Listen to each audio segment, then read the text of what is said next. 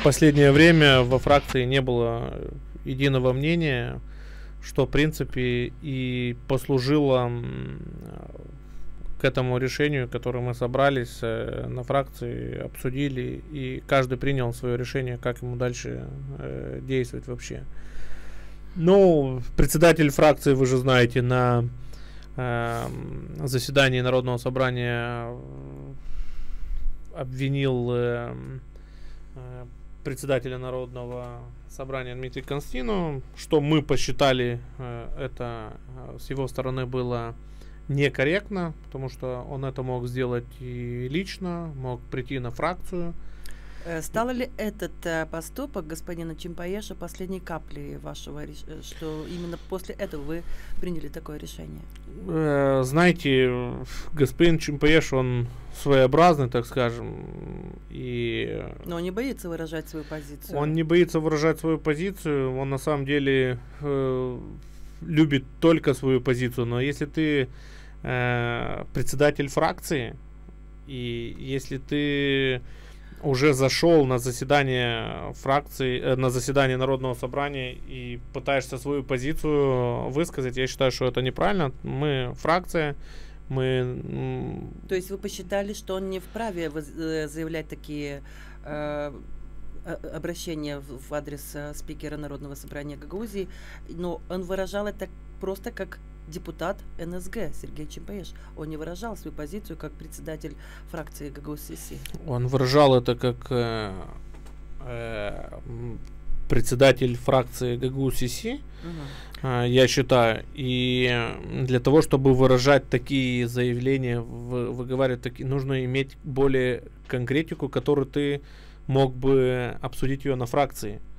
То есть у вас есть отдельное заседание, когда вы Но проводите? мы всегда перед заседаниями Народного собрания, мы всегда собирались за день или за пару часов до заседания Народного собрания, мы всегда собирались на фракцию. И всегда мы обсуждали мнение на фракции и выходили с единым мнением на заседание Народного собрания. Что не скажешь, опять же, я скажу за последнее заседание. На фракцию он не пришел. На фракции было мнение, на фракции мы звоним ему, он говорит, что у меня, ой, извините, я не могу быть, у меня там авария на производстве или что. То есть рядом ему коллеги звонили, я не приду. И тут же мы слышим, что он не придет и на заседание, тут же он приходит на заседание и высказывает свое мнение. То есть говорит, для нас это было неожиданностью? Для нас это было неожиданностью, и считаем, что если мы фракция, мы должны выходить с консолидированным мнением на заседание Народного собрания единым мнением. У нас и на других заседаниях у многих депутатов были другие мнения. Расходились мнения, и мы дискуссировали на фракциях. Было много мнений, но мы в итоге приходили с этим мнением, как я и ранее сказал, отпускали даже иной раз голову, но все-таки голосовали, соглашались. Потому что даже сейчас во фракции, если вы заметите, когда мы голосовали на Народном собрании, даже несколько коллег голосовали другим мнением, но они не стали и не обвиняли нас, коллег, или председателя Народного собрания в каком-то предательстве или что-то. То есть у них было свое мнение, мы его обсудили. Вот такая позиция. Я считаю, что господин Чимпаеш, вот он даже там вчера или когда вышел, и он обвинял тех депутатов, которые вышли в некоторых своих... Он человек эгоист, он, знаете, не пускается... Вот есть у гагаузов такое слово: как бы ты кошку не кинул, она все равно упадет на ноги. То есть он... Мне кажется, что в данной ситуации стоит на своей позиции, и все, он прав. Ну, тогда зачем нам быть во фракции, если ты имеешь свое мнение? Я бы хотела выразить свою позицию. Я не приветствую такие разговоры, когда мы говорим вдвоем о ком-то, а о ком-то в третьем лице. Сейчас Чимпаеша нет, но вы действительно, это именно его мнение, его позиция, его заявление во время Народного собрания Гагаузии сделало тот решающий шаг, когда вы приняли свое решение выйти из фракции ГГУ-СС. Сейчас как будут строиться ваши планы? На что будут ориентированы ваши действия, вас как депутата и ваших коллег? Значит, мои действия как депутата, как я работал, так я дальше буду работать на созидание. Я это высказал и на пресс-конференции. То есть мы сейчас не время, когда нужно уходить, так скажем, в разборки какие-то, да. То есть сейчас время на то, чтобы впереди зима, во всем мире кризис, бюджет. Я считаю, что сейчас мы должны объединяться, работать с исполнительной властью, и только на благо нашего народа нужно сделать все для того, чтобы было в этот период спокойствие. Ну, действительно, вы во время брифинга заявили, мне понравилась ваша фраза: люди опираются на нас. Так и есть. На каждого человека, облеченного властью, люди хотят видеть что-то хорошее, что-то доброе, что-то действенное. К сожалению, сегодня ситуация в экономике и в целом, не только в Гагаузии, но и в стране, мы все видим, насколько все ужасно происходит, и как будто света в конце тоннеля не видать. Что будете предпринимать с тем, чтобы все-таки забрежил свет в конце тоннеля? Я думаю, что действительно, как и вы заметили, люди и в селах, и в городах говорят об одном и том же. То есть, как вы заметили, что люди опираются на нашу более на вас, конкретно, да, люди, которые имеют опираются власть. на исполнительную власть, на законодательную власть. Люди хотят более конкретики сейчас, да, то есть, если вы посмотрите, мы на 1 сентября говорили о детях, помощь. В итоге мы ругались, кричали, были разные тоже мнения, кому дать, кому не дать. Решили, деньги не получили. Сейчас нужно добить этот вопрос, проголосовать за бюджет прошлый, для того, чтобы мы могли эти деньги детям, которые мы выделили. Также нужно решить вопрос с отопительным сезоном, в котором мы заходим чем-то уязвимым семьям помочь, то есть пенсионерам. Ситуация непростая, и я думаю, что мы должны собраться, депутаты, найти, сэкономить где-то деньги на другие какие-то вещи, но на людях мы не должны экономить, и мы должны помочь нашему гагаузскому населению, чтобы люди почувствовали, что действительно Гагаузия есть не зря, не только для своих кресел там или для своей какой-то... Ну, мы такое мнение слышим в последнее время. Ну, зачем нам? Есть народное собрание, есть исполнительная власть. Ну, вы там работу имеете, а толку от этого никакого нет. За это мы хотелось бы, чтобы дальше мы все сделали возможное, чтобы люди почувствовали от нас какую-то помощь, от депутатов, от членов исполкома. Но тем не менее, исполком и Народное собрание Гагаузии во многих вопросах не приходят к единому мнению. Как результат, это непринятый бюджет. Дай бог, конечно, чтобы бюджет был принят, как вы говорите, и это случилось до Нового года. А такие ситуации, они будоражат население, да, вот, и это не секрет. Получается, что разрыв между обществом и властью, он становится в разы больше и больше, и это происходит изо дня в день. Как наладить эти отношения? Что мешает сблизиться и работать в нормальном рабочем режиме исполкому и Народному собранию Гагаузии?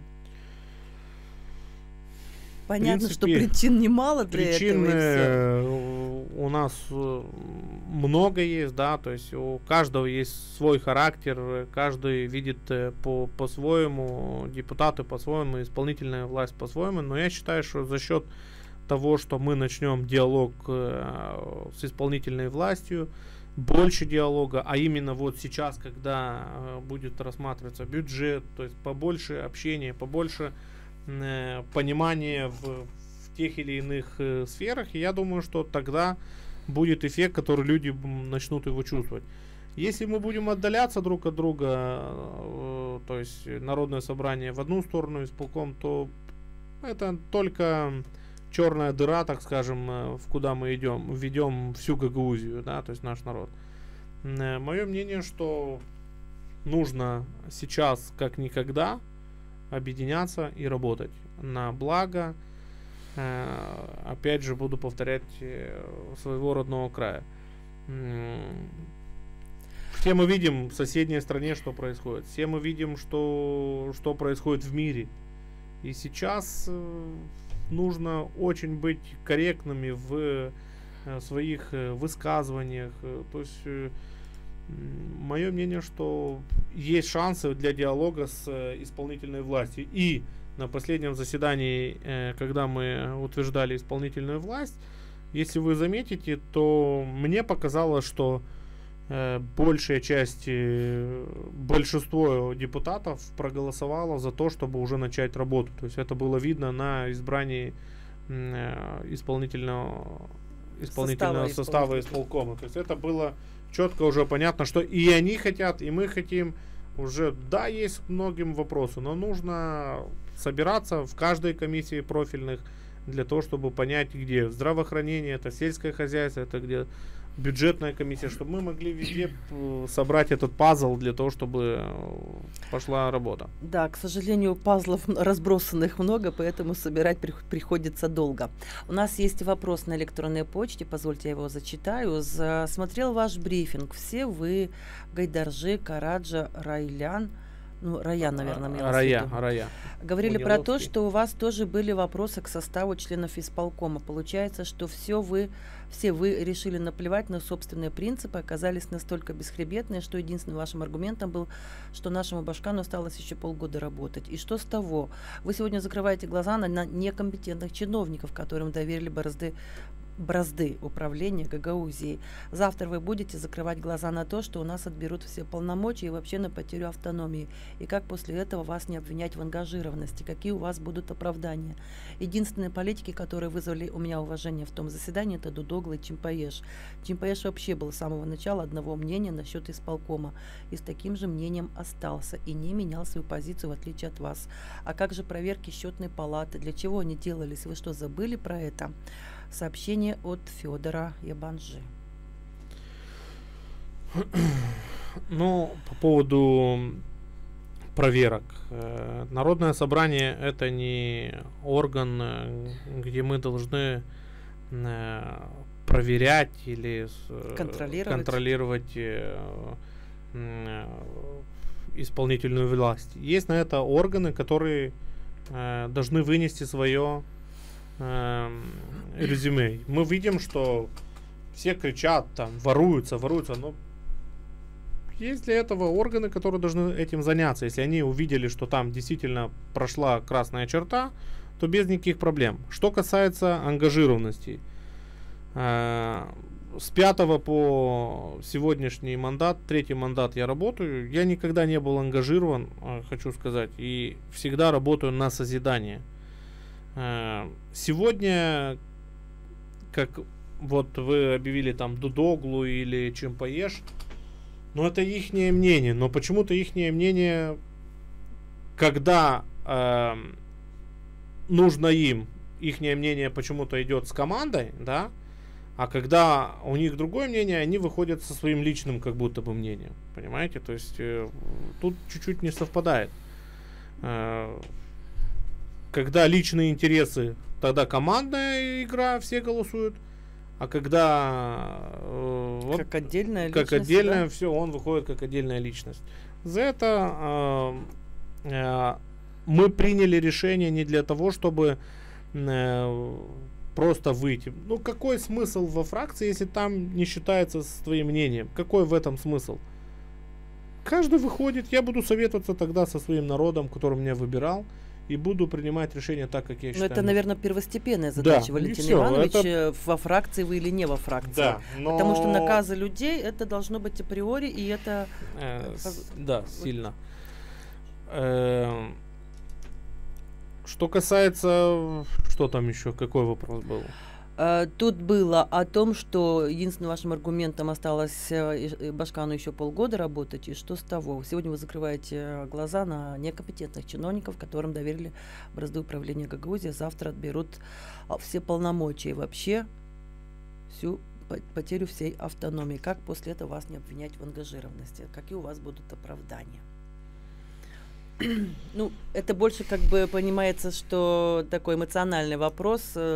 Конкретных вопросов нет, человек выражает свою точку зрения. Но он выражает свою точку зрения. Ваших действий. Наше действие, еще раз говорю, мы не видим смысла быть сегодня во фракции ГГУ-СИСИ, тем более вы знали последние полгода или год, фракцию ГГУ-СИСИ постоянно обвиняет в ангажированности к Кишиневу или что. За это мы решили выйти для того, чтобы не было обвинений, что мы с Кишиневым, мы там с Пасом или с кем вышли. Тем более это мнение мы не можем высказать свое мнение. У нас есть большинство мнений во фракции, мы выходим, а кто-то выходит и говорит другое мнение. Такое не, я считаю, что это не... Валентин Иванович, ну давайте перейдем к тому, что вы все-таки являетесь председателем профильной комиссии, комиссия по здравоохранению и социальной защите населения. Вы сейчас в этот первый раз, да, вы возглавляете целую комиссию. Вот с какими инициативами вы выступаете по социальной защите, особенно учитывая нынешние условия, когда люди из уязвимых категорий, таких наверняка больше 80%, испытывают большие трудности. Это связано с ростом цен на энергоносители, это связано с ростом цен на продукты питания, ну и лекарства, как правило, как следствие также. И действительно, я являюсь председателем профильной комиссии здравоохранения. На сегодняшний день в здравоохранении и очень много вопросов, и это вы все знаете. И первые наши заседания нашей комиссии мы делали, были почти все, 2 или 3 заседания были выездными. То есть мы хотели понять, увидеть, поговорить на местах, встречались с людьми. Действительно, ситуация в здравоохранении, я не думаю, что только в Гагаузии она... Нет, конечно. Да, это во всей Молдавии такая ситуация. Но что касается уязвимых семей, я считаю, что да, мы должны помогать людям, мы должны помогать инвалидам, мы должны помогать пенсионерам.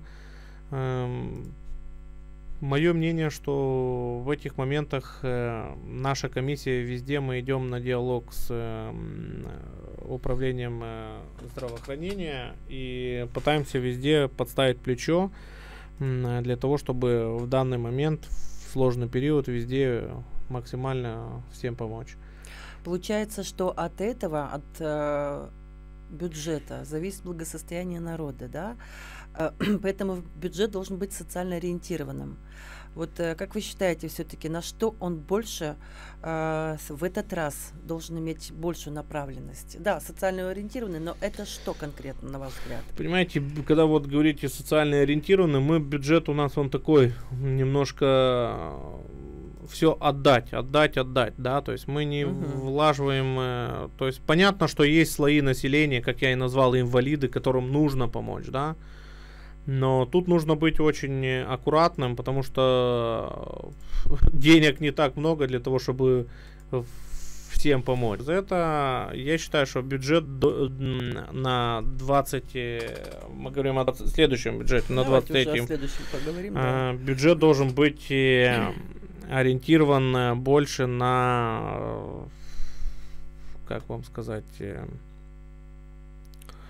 Вот социальные программы, которые действовали до сих пор, они в том же объеме должны остаться? Или все-таки я должны думаю, быть изменены как-то? Я думаю, что нужно изменять, потому что мы много, я не побоюсь этого слова, мы много балуем некоторые слои населения, которые только сидят и на социальных, на социальных пособиях, а те люди, которые реально работают, мы их ничем не мотивируем. То есть мое мнение, что нужно вот эти социальные все пособия максимально урезать, максимально посмотреть, кому они реально нужны. Потому что в некоторых ситуациях я вот замечал, что некоторые слои населения не должны получать эти социальные пособия, они только на них висят, работать не хотят.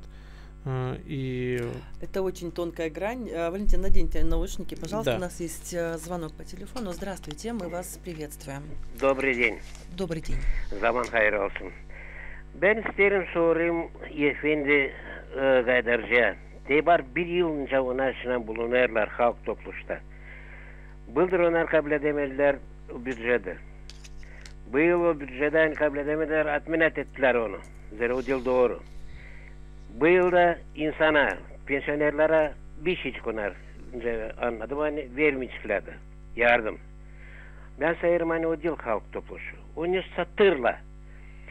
Diyaçan toplanırlar. Kasım günü çobanlar hem çorbacılar da çekişerler. Ta koparınca kafalarını. Biz görüyoruz hep öyle bu halk topluşta. Açan toplanırlar. Gagavuz sesi. Sosyalistler olsa bilmiyorum ta kim onlar. Çekişerler birbirinden. Utanmıyorlar mı onlar? Onlar insan bakın. Görüyorlar neyse onlar çorbacılar. Kimi onlara ayırdılar. Ben sana hemen onlar büyük podarak yapacaklar bütün Gagavuz ya. Kasım günü dağılışsınlar oradan da hemenden olsun ayırma seçim olsun halk topluşa da gelsin başkalar hani tarif da düşünecekler insan için ama isterim ta söyleme hani ta ne kadar vakit bulunacak orada öyle insanlar nice çimpolir nice dudoglu nice uzun nice leço bir şey iyilik olmayacak bizde olmayacak zira onlar ister onlar nice deme çetinlendiler ona ki Спасибо за ваш вопрос, уважаемый наш слушатель. Пожалуйста, Валентин Иванович. Да, действительно, житель Гагаузии правильно заметил, что мы там только собираемся в народном собрании со стороны. Это очень стыдно, когда идут крики и ругани. Я считаю, что мы это не должны там делать. Мы должны это делать до заседания, все эти обсуждения на народное собрание мы должны выходить с конкретными практически готовыми решениями, которые мы людям объясним, как это будет все работать. Мне тоже стыдно, и стыдно перед своими избирателями, своими родителями, которые тоже много работали на Гагаузии и в образовании Гагаузии, чтобы сегодня увидеть вот этот писк, гам в народном собрании. Я считаю, что ваш вопрос по поводу того, чтобы наказом уйти все в отставку, это можно было бы сделать и раньше. Но что это даст? Это мы заходим в такой период, когда впереди зима, и если мы сейчас все просто уйдем, оставим этот хаос, я думаю, что мы только подкинем мячик для Кишинева, который будет говорить о том, что вот смотрите, эти гагузы все там между собой переругались, и у них на этом все закончилось. Их не надо больше трогать, у них там все само развалилось. Я считаю, что это будет неправильно. Сейчас нужно просто объединяться, дискутировать, вести диалог, принять бюджет и работать, и работать, и работать дальше. Это мое такое мнение. Вы правильно заметили, что есть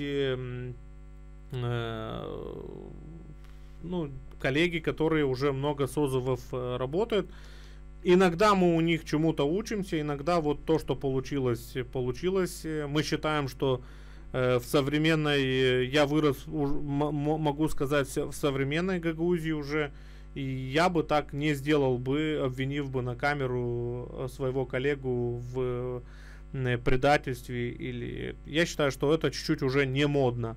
Мы должны выходить более с конкретными решениями, но наши люди не должны видеть вот эти внутренние разборки среди депутатов или фракций. Мы должны быть с конкретными решениями на заседании Народного собрания.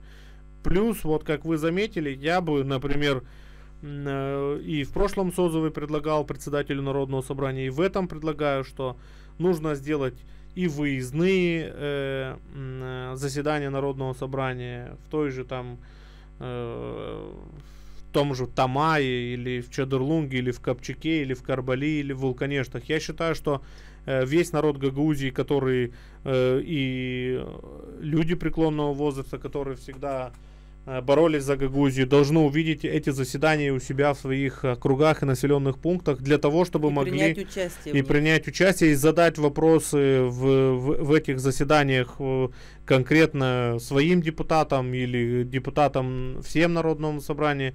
На этих заседаниях выездных и примар должен отчитаться и понять в каждом селе, какие есть, сталкиваются глобальные вопросы, которые мы можем все вместе, Народное собрание, исполнительная власть решить. Я считаю, что вы правильно заметили, что стыдно, но я думаю, что мы должны сделать все возможное, чтобы показать Гагаузии и не оставить Кишиневу шансов на то, чтобы они с нас смеялись.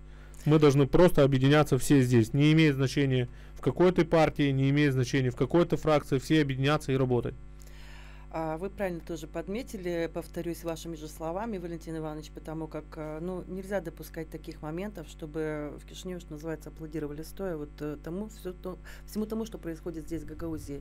Не так быть должно. Еще раз попрошу вас надеть наушники, у нас есть еще один звонок. Здравствуйте. Здравствуйте, Кангас, Кирилл Кириллович, статовец такой. Здравствуйте, Кирилл Кириллович. Уважаемая Екатерина, обращусь к депутату. Пожалуйста. Вы были депутатом 6-го созыва и также говорили образно от имени народа. Но должен сказать, что такие депутаты, как Гайдаржи, Кадын, всех не перечислишь, привели к власти Ирина Влах. Что вы говорите, это народ надеется на вас, это ваша мечта. Давно на власть никто не надеется, и поэтому не мечтайте, что на улицах вас хотят видеть, не то что здороваться. Что вы говорите, хотели помочь детям, это фейк. Никакого помощи, по-моему, не будет. И не надо себя строить героя Гагаузии. Что вы думаете о народе? Думайте, но конечный результат. Нефтебазу продали, Гагаузию обнищили, медицине бардак создали, никакие материальные помощи пациентам не выдается. И вышесказанное мною, поэтому и перевели съезд до неизвестности. Что касается помощи, все вы говорите, и вопрос к вам. Избиратель где может найти депутата, чтобы подать заявление или провести краткое собеседование с депутатом? Я имею в виду пациент, где может... избиратель где может найти своего депутата, чтобы подать ему заявление о помощи или провести собеседование какое. Все, спасибо. Если можете ответить. Если нет... Спасибо, Кирилл Кириллович. Кирилл Кириллович, что касается, где избиратель, каждый избиратель выбирал на своем округе депутата. Каждый депутат делает свои встречи с избирателями. Соответственно, я не знаю график приема граждан депутата от Кангаза, да? Да, из Кангаза. Из Кангаза. У нас есть в маленьком населенном пункте, мой телефон всегда включен. И если чем нужно помочь, мы всегда помогаем. Плюс каждый квартал делаем встречи с избирателями для того, чтобы решить все максимальные вопросы. И вот заявление, как подать, все-таки Кирилл Кириллович спрашивает, имеется в виду, что эти вопросы только по телефону можно решить с депутатом? Но вот в данном случае... Ну, какое заявление депутата? Это примари, есть исполнительное, понимаете, иногда такое впечатление, что люди в депутатах видят примары. Есть примарное, там есть социальный...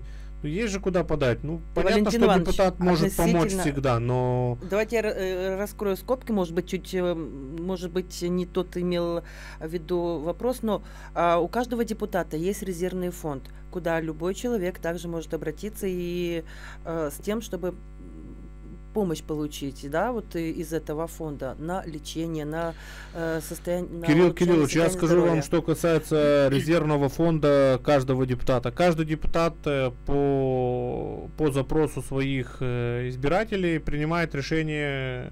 Этот запрос может быть и устным или все-таки в письменном виде? Ну, как правило, это должен быть в письменном, потому что депутат тоже должен дальше отчитаться и предоставить документы в аппарат для того, чтобы помочь тому или иному своему избирателю.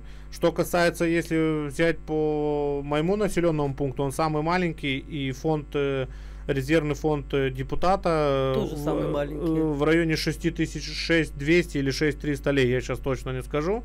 На 6200-6300 лей мы даже пытаемся не обделять каждого. Я эти просто деньги перечисляю на примари, и примар уже по ходу дела смотрит, куда потратить эти... То есть вы непосредственно работаете с местными органами власти, чтобы потому что маленькое село, и одному дашь, другому не дашь, а 6000 лей это сумма, если честно, даже на одну поминку кому-то не хватит, понимаете? Велика, конечно, то есть это да. очень маленькая сумма. Что касается ваших населенных пунктов, там, конечно, из того, что численность населения больше, там сумма больше, но каждый депутат, который выбран от того или иного округа, он принимает решение. Я не могу сказать, в какой форме он принимает, имеет где-то офис или где он ждет. Но точно могу знать, что она в письменной в любом случае должна быть. Давайте еще один вопрос выслушаем от нашего собеседника. Добрый день, мы вас слушаем. Говорите. Вы в прямом эфире. Алло. Здравствуйте. Здравствуйте. Пожалуйста, представьтесь, откуда вы звоните? Ben söyleyeceğim, Rusça, ben Rusça anlamıyorum, bilmiyorum. Problem yok. Ben 85 yaşında baba. Zonti derim size, çocuğum kızcağızım. Ben işledim bak tütünde. Kırda bayırda kızcağızımla çocuğumla. Kanikulda uşaklar benim yanımdaydılar. Alardım 3'er norma. Kazardım, ben kendi normamı sonra kazardım, kızcağızıma yardım ederdim çocuğuma. Da ödediler o zaman bize kupon. Da aldım da koydum en küçük uşağıma kupon para. Da şimdi sistemiyle verme o kuponları. Ben ihtiyarım. Ben topladım o zaman parayı koydum küçük kızımın adına. Bana da koydum biraz. Adam da öldü, onda da öldü de onun da kınış kalan da var parada. İstemeyle verme çerez süt. Neyle ödeyim o sütü? 5000 ruble isteyle. Nereden alayım o parayı çocuklarım? Nereden alayım o parayı da ödeyeyim da çıkarayım o parayı? Bunları da vermeyle dini kupon. Koydum en küçük uşağıma. Adamla koyduk. Да, вермеля, ушах koydum dini baktık bizi Скажите, уважаемая, в чем заключается ваш вопрос? Baktık bizi ihtiyarlıkta. Neyle baktık uşak? Onlar kendilerini bakamıyorlar da baktık. Ne yapalım? Yerine flak yapsın, getirsin o kuponları leye de versin bize ley. Спасибо вам большое, что вы с нами. Пожалуйста, не отчаивайтесь. Пожалуйста, здоровья вам. Пожалуйста, Валентин Иванович, что скажете нашей слушательнице? Ну, я... Больше это, конечно, эмоционального характера. Таких людей, что я могу сказать? Могу только низкий поклон сделать, что вы свою всю жизнь работали в Гагаузии ради того, чтобы у нас, молодых, или у детей, внуков было будущее. Ну и образовалась вот эта эпоха с купонами или с рублями, что тогда было. Могу вам только низкий поклон за ту работу, которую вы всю жизнь... Ну вот сейчас на таком этапе жизни, безусловно, люди и женщины, и мужчины надеются на то, что надеялись, во всяком случае, на то, что их старость будет обеспечена. К сожалению, сегодня не те условия, на которые можно было рассчитывать еще лет 20-30 назад. И многие сегодня идут вынуждены идти на акции протеста. Да, они проходят у нас в Камрате, проходили, в Кишиневе сейчас проходят практически каждое воскресенье, да и сегодня они будут, ну, под разными флагами, что называется, проходят эти митинги протеста. И каждый раз одно требование чаще всего — это против роста цен и политики действующей партии. Озвучиваются требования и к нашим властям Гагаузии. Валентин Иванович, скажите, вы как реагируете на такие события и принимали ли вы в них участие вообще?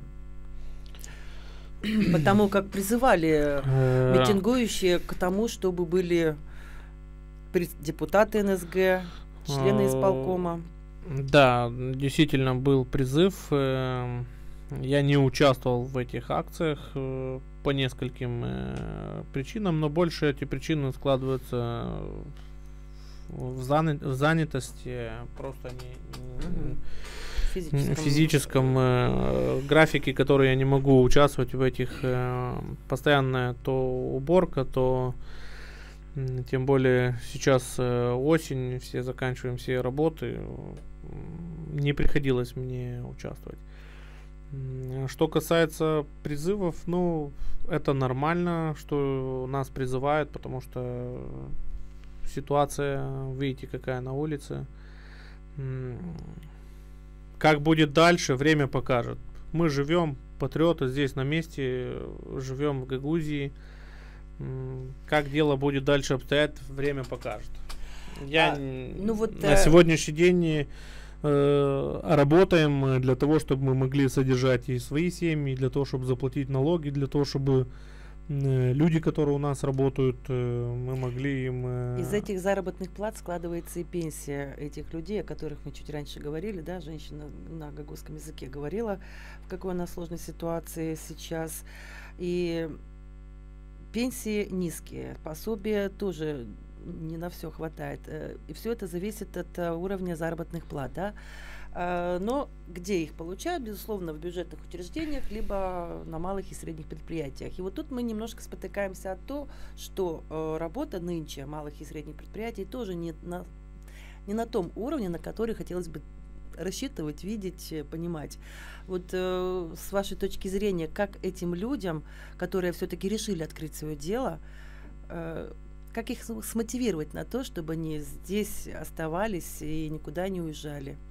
Ну вот я и ранее говорил, вот вы говорите экономические агенты, малый, средний бизнес, но я и ранее говорил, что мы всегда пытаемся помочь слою населению, которые там уязвимы. Да, это хорошо, но мы должны мотивировать и людей, которые работают. Сегодня есть семьи, которые и муж, и жена работают, и мы им не помогаем. Но они видят, что я могу завтра не работать и те же соцпособия это все получать. А тогда экономическим агентам что делать? С чем выходить? Ведь мы на юге Гагаузии, у нас виноградарство, садоводство, животноводство. С кем работать, если не с кем работать? За это я считаю, что нам нужно придумать мотивации для людей, которые имеют среднюю зарплату. Да, то есть для того, чтобы чтобы мы мотивировали людей выходить на работу, а не мотивировали людей ждать. Ну, веские мотивации — это, конечно, уровень заработной платы. И если он будет достаточен, то... Ну, я вас уверяю, что сегодня с молдавских сел привозят в гагаузские села люди, и они приезжают за эти зарплаты. Сегодня там средняя Вы имеете в виду в сельскохозяйственном секторе? Я говорю, сельскохозяйственный сектор, средняя дневная зарплата 350-450 лей в день. Да, то есть я считаю, что многие люди просто не выходят из-за того, что они где-то сидят или на пособиях, что их увидят, урезают пособие, или по безработице не выходят, да, то есть меня увидит примар, все, меня вычеркнут, я больше получать не буду, да, то есть вот в таком плане. Это, я считаю, что мы должны мотивировать людей, чтобы они работали. И наш бюджет последнее время, он больше такой, помочь, только помогать, да, то есть вот... Но вот, насколько я знаю, в этом году, да, из фонда поддержки предпринимательства Гагаузии будет выделен 1 миллион 597 тысяч леев на предоставление финансовой поддержки малым и средним предприятиям. То есть почти 1 600 000 для предприятий. Это тоже мало. Для предприятий, которые работают в Гагаузии, это очень мало. Эту сумму нужно увеличить как минимум в 10 раз. Для того, чтобы экономические агенты здесь вложили. Эти же деньги к нам же и сюда придут, понимаете, в виде налогов. Нужно максимально в каждом населенном пункте строить программы. И даже, не побоюсь этого слова, в каждой примарии должен быть человек, который будет писать эти программы для того, чтобы экономические агенты участвовали в тех или иных грантах. Для того, чтобы человек, который занимается, грубо говоря, пчеловодством, чтобы он не занимался бумагами, он реально занимался пчеловодством, да, человек, который в примарии на должности сидит, чтобы он собрал этот весь пакет документов и только... То есть разработка проектов за человеком, который в примарии. Да, то есть идей много, как бы, но... Но об этом говорилось много лет назад, Валентин Иванович, что такой человек должен быть, учитывая, что сейчас активизировалась работа грантовых программ. Какие-то примарии идут на это, а какие-то все-таки еще в таком застойном периоде. Наденьте, пожалуйста, еще раз наушники. Здравствуйте. Алло, добрый день. Представьтесь, будьте добры, откуда звоните? Виктор, с Камрата. Хочу задать вопрос депутату. Пожалуйста. Довольны ли вы, депутаты, как вы работаете во благо своего народа, избранного? Второе. Если сделать соцопрос у граждан, распустить вас или оставить? И еще один вопрос у меня. Довольны ли вы сегодня с нашей властью с Кишинева? И почему вы, которые избраны народом, не выходите с людьми поддержать людей на протестах? Потому что сами видите, какая ситуация, что государство сами доводит людей до этого отчаяния. Спасибо большое. Спасибо, Виктор. Довольны ли вы своей работой? Конечно, на протяжении 2 мандатов, которые я работал, это сейчас третий мандат, как закончится, я дам четкую оценку по третьему, но по 2 мандатам, которые работы в Народном собрании, я доволен. А именно доволен в тем, что в моем населенном пункте мы много работ сделали благодаря слаженной работе депутата, примара, и мы это сделали в 2. Я вам не побоюсь этого слова сказать, что вы все знаете, что на юге всегда были проблемы с водой, и Карбалия маленькая, и я вырос без воды в колодцах. Мы в Карбалии маленько сделали водопровод, который мы сегодня имеем все условия в маленьком населенном пункте. Что касается 2 моих мандатов, я доволен своей работой, которую я проделал для своего населенного пункта. А раз меня люди выбирают, наверное, оценивают на данном этапе именно так. Что касается мандата 3-го, то есть 7-го созыва, будем результаты собирать в конце мандата. Сейчас на протяжении года, который мы работали, мало что можно было сделать. Вы сами видели, больше полгода, сколько месяцев мы выбирали председателя Народного собрания, пока эти все процессы все пошли, и уже вот год прошел. Оценку мне сделает моей работы после окончания этого мандата мой населенный пункт. Сделал хорошо, не сделал. Я не держусь за место, я зарплату не получаю. Я за свое место, я работаю для того, чтобы только из-за того, что я хочу, чтобы мой родной край развивался, и мое родное маленькое село, где я вырос, могло сохраниться, потому что маленькое село первое, которое стоит на стадии того, что людей там не осталось, да, то есть и нужно сделать все возможное, рабочие места, чтобы это село сохранить. Относительно власти? Относительно власти, конечно, я не согласен с политикой, которую проводит нынешняя власть. Это мое личное мнение. Вот.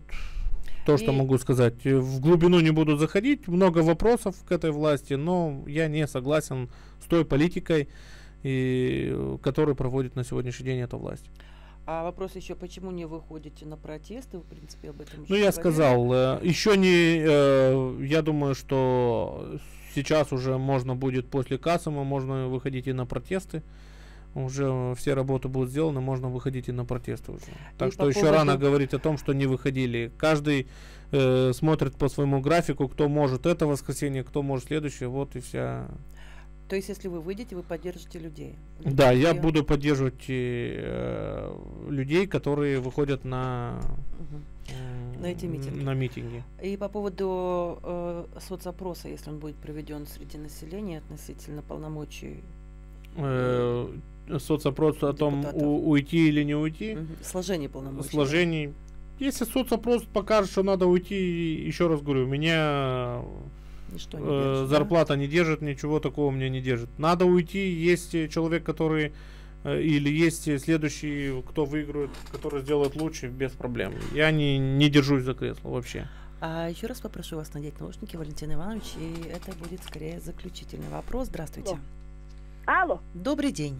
Добрый день. Екатерина Михайлова, добрый день. Здравствуйте. Этули, депутат. Я хотела бы задать вопрос. Я 1 числа задала вопрос по колхозам. Андрей Петрович Димитриогла. Да, верно. Я хочу быть услышанными. Вот как вы, депутат, у нас Демьян Николаевич Карасини и Светлана Родионовна Дювенжи. Я хочу, вот они тоже наши депутаты. Я хотела бы узнать, у меня сын простой рабочий, колхозник, работал с ядохимикатами, растворщик. Его ущемляли на туроплату за виноградарство. Он работал на виноградниках 30 лет. На каком основании у нас бригадир и СПК КРМ Родион Михайлович Карасини его сняли с натуроплаты. Не дали человеку, 130 выходов имеет, не дали ему за виноград. Сейчас будет отпускные, пойдет на принцип. Я хотела бы узнать, как дальше жить и как работать. Вот они говорят, что вот колхозники должны работать. САПа работаешь и не считают твой труд. САПа, что ты идешь простой рабочий. Не считают твой труд вообще. Спасибо, что вы с нами. Действительно поступал вопрос из Кангаза относительно ситуации на Кайрыме. Был у нас господин Димитрогла, глава управления АПК Гагаузии, пообещал раскрыть, разобраться в этом вопросе. Не знаю, как будет дело, не будет, но вот такие вопросы, такие сообщения поступают к нам, Валентин Иванович. К вам поступают такого рода сообщения. И как находить выход, как людям все-таки объяснить, что ситуация, возможно, будет решена, а можно как-то ее по-другому решить, я не знаю. Ну, честно говоря, я думаю, что нужно на месте найти директора этого СПК Кайрым, найти, переговорить, и попрошу лично тоже господина Димитроглу, так как я являюсь членом комиссии по сельскому хозяйству, прошу, чтобы вышли и разобрались, какая там ситуация. Не могу вам ничего обещать, сказать, не зная ситуации, сказать вам, что там все будет, мы решим, не могу ничего сказать. Это еще раз доказывает то, что люди пытаются любыми способами, любыми путями достучаться до властей, достучаться до кого бы то ни было с тем, чтобы их проблема была решена, чтобы... У каждого своя ситуация. Да. И заключительный вопрос касательно башканских выборов. На 30 апреля назначена дата выборов. Кого рассчитываете вы видеть в этом списке, Виталий Иванович? Валентин. Простите, Валентин. Я пока не думал об этой. Далеко еще не думал. Буду советоваться в своем населенном пункте. Я пока не определен вообще с башканом, кого я поддержу на будущие башканские выборы. Время покажет. В политике все очень быстро, все меняется. Нужно быть готовым ко всему. Соответственно, будет с Вулканежского района, если будет кандидат. Ну, наверное, поддержу с Вулканежского. Если будет другая кандидатура, которую поддержим То есть будем смотреть по ситуации. Хотелось бы, конечно, чтобы следующим башканам уже Чедерлунские были, Камрадские были. Хотелось бы, конечно, чтобы был выходец с Вулканежского района. То есть я это так как бы вижу. Если это будет личность, на которую я могу положиться, и она будет с Вулканежского района, То есть для вас на первом месте географический принцип? Ну, для меня на первом месте человек, который реально может что-то сделать, да, но и будет и географический принцип, так как хотелось бы, чтобы с нашего Вулканежского района тоже был, потому что ведь Гагаузия, когда создавалась, в принципе, все работали, и, может, наверное, какой-то слой населения Вулканежского района, наверное, мечтает, чтобы, может, был и ихний башкан когда-то. Мало ли. Мое такое мнение. Ну что ж, на этой ноте позвольте завершить нашу сегодняшнюю программу. Валентин Иванович, у вас есть возможность обратиться к жителям Гагаузии, к тем, кто нас сейчас смотрит, кто нас сейчас слышит. Праздник скоро, Касым. Да, спасибо за такую возможность поздравить. Я хочу поздравить всех с праздником Касым, всех Дмитриев, пожелать мира. Это, наверное, на сегодняшний день это, наверное, каждый мечтает, чтобы был только мир. Это действительно пункт номер 1. Да, пожелать всем Дмитриям здоровья, Дмитриевичам. И любите свой родной край Гагаузию.